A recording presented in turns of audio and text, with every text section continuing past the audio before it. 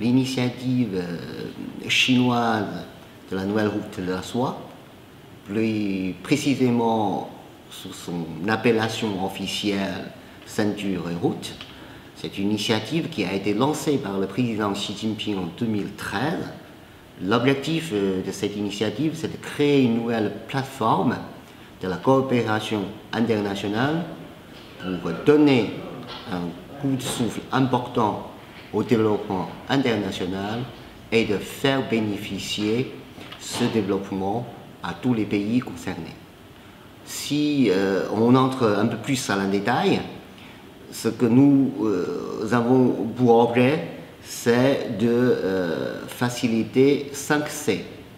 Premièrement, une coordination entre les politiques de développement des pays concernés. Deuxièmement, la connectivité entre des infrastructures entre les pays concernés. Troisièmement, une coopération financière renforcée. Quatrièmement, une commercialisation interrégionale plus facile. Et enfin, la communication entre les différents peuples. Je pense que c'est une critique injustifiée parce que cela va à l'encontre des principes que la Chine préconise pour la construction de la nouvelle route de la soie. Quels sont ces principes? Le premier, c'est le principe de concertation entre tous les pays concernés. Le deuxième principe, c'est le principe de co-construction. Troisième principe, c'est le principe de partage des résultats de cette construction. Selon la philosophie chinoise face aux affaires internationales, nous pensons de façon profondément convaincue que toutes les affaires internationales, s'ils concernent tout le monde, il faut que tout le monde participe à la recherche des solutions. Et enfin, ces solutions doivent aussi, dans ces solutions, il faut que chacun trouve sa part. Voilà pourquoi je pense que la Chine n'a aucune intention de chercher un hégémonisme ou imposer sa volonté aux autres.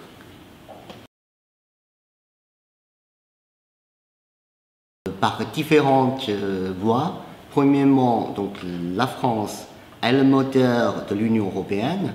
Il pourrait aussi être le moteur de la coopération entre la Chine et l'Europe dans le cadre de l'initiative de la nouvelle route de la soie. Deuxièmement, en tant que grande entité économique au niveau mondial, donc la France pourrait, par le renforcement de la coopération avec la Chine dans le cadre de la nouvelle route de la soie, jouer un rôle exemplaire dans la construction de cette nouvelle route par les pays concernés. Troisième point important, c'est par la coopération en marché tiers. Parce que la France comme la Chine sont tous les deux pays qui ont de grandes influences internationales.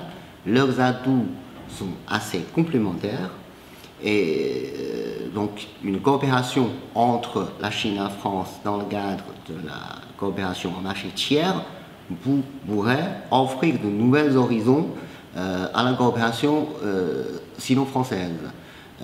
Par ailleurs, le mécanisme de la coopération sino-française dans ce sens-là est assez mûr.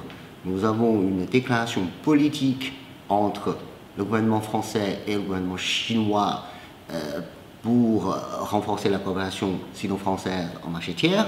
Deuxièmement, nous avons un comité de pilotage qui décide, bien sûr par la concertation bilatérale, les projets de coopération dans les pays tiers. Et enfin, nous avons un fonds qui a été créé et dédié spécialement à la coopération sino-française dans le domaine de la coopération marché tiers. Voilà pourquoi la France trouve pleinement sa place dans la construction de la nouvelle route de la soie.